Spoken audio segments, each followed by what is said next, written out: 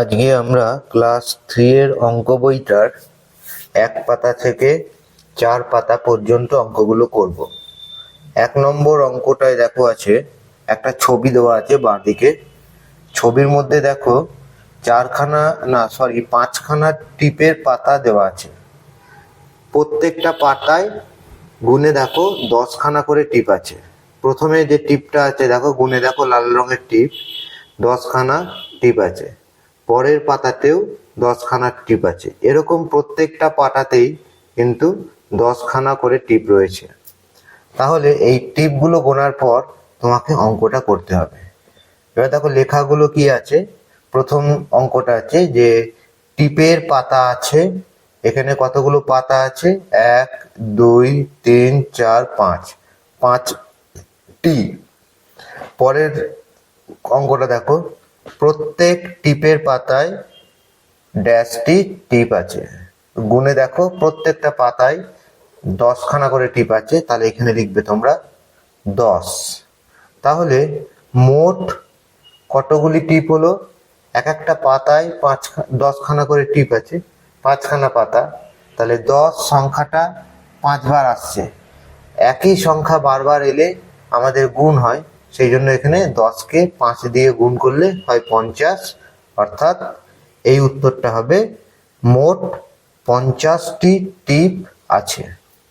তারপরে দেখো কি লেখা আছে, মা 2টি টিপ নিয়ে নিলেন। 50খানা টিপ থেকে মা যদি 2খানা টিপ নিয়ে নেন, তাহলে 2খানা টিপ কমে যাবে এবং অবশিষ্ট বা বাকি রইবে আর 48টা টিপ।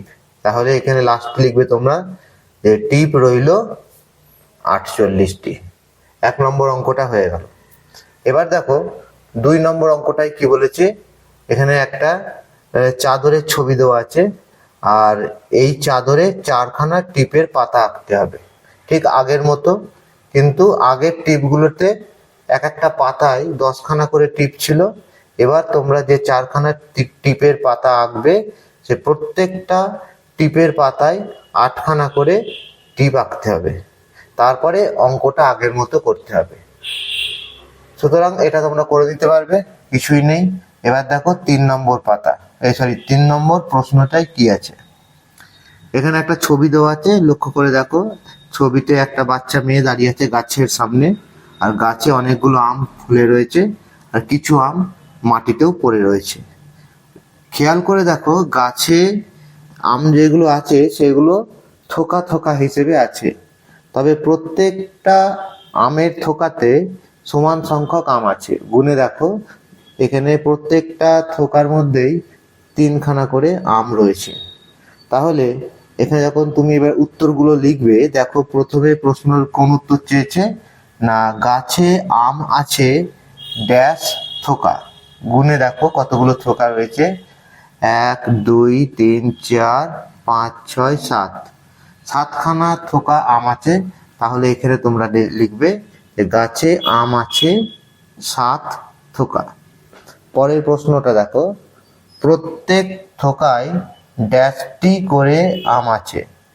প্রতিটা আমের থোকাতে দেখো 3খানা করে আম আছে। গুনে দেখে নাও একবার। তাহলে এইখানে তোমরা লিখবে প্রত্যেক থোকায় 3টি আম আছে। পরের প্রশ্ন দেখো যে গাছে মোট ড্যাশটি আম আছে। খেয়াল করে দেখো গাছে মোট 7খানা আমের থোকা রয়েছে, আর প্রত্যেকটা আমের থোকায় 3খানা করে আম রয়েছে। তাহলে 3খানা করে আম প্রত্যেকটা থোকায় আছে, এরকম 7খানা থোকা আছে। সুতরাং আমের সংখ্যা হবে 3 গুণ 7। আমরা জানি 3কে 7 দিয়ে গুণ করলে হয় 21। তাহলে এখানে উত্তর হবে 21টি আম আছে। এবার খেয়াল করে দেখো গাছের তলায় কিন্তু 3খানা আম পড়ে রয়েছে। তাহলে পরের প্রশ্নটা দেখো যে গাছের তলায় ড্যাশটি আম পড়েছে। এখানে হবে 3টি।